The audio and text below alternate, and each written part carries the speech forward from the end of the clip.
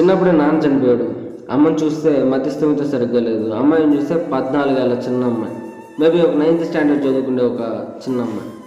అలాంటి ఒక అమ్మాయి మీద 14 మంది కలిసి, ఒకరు కాదు ఇద్దరు కాదు 14 మంది కలిసి అత్యాచారం చేశారు. ఒకరి తర్వాత ఒకరు మార్చి అమ్మాయికి నరకం చూపిస్తూ చేశారు. అందులో ఒక మైనర్ కుర్రాడి వాళ్ళ నాన్న దగ్గరికి ఈ అమ్మాయి వెళ్ళి, మీ కొడుకు ఈ విధంగా చేశాడు, నాకు అన్యాయం జరిగింది, నేను చిన్నపిల్లని ఈ విధంగా చేస్తున్నారు, నాకు అమ్మ మతిస్థిమితం లేదు, నాన్న చనిపోయాడు అని చెప్పి తన బాధని చెప్పుకుంటుంటే మనిషి అన్నోడు ఎవడన్నా కానీ సానుభూతి చూపిస్తాడు. లేదంటే తప్పు చేసిన తప్పు నా కొడుకు కొడతారు. ఏంటి అమ్మాయికి ఏదైనా హెల్ప్ చేస్తాడు. వీడు ఏం చేశాడు తెలుసా? వీడు కూడా వెళ్ళి అమ్మాయి మీద అత్యాచారానికి పాల్పడ్డాడు.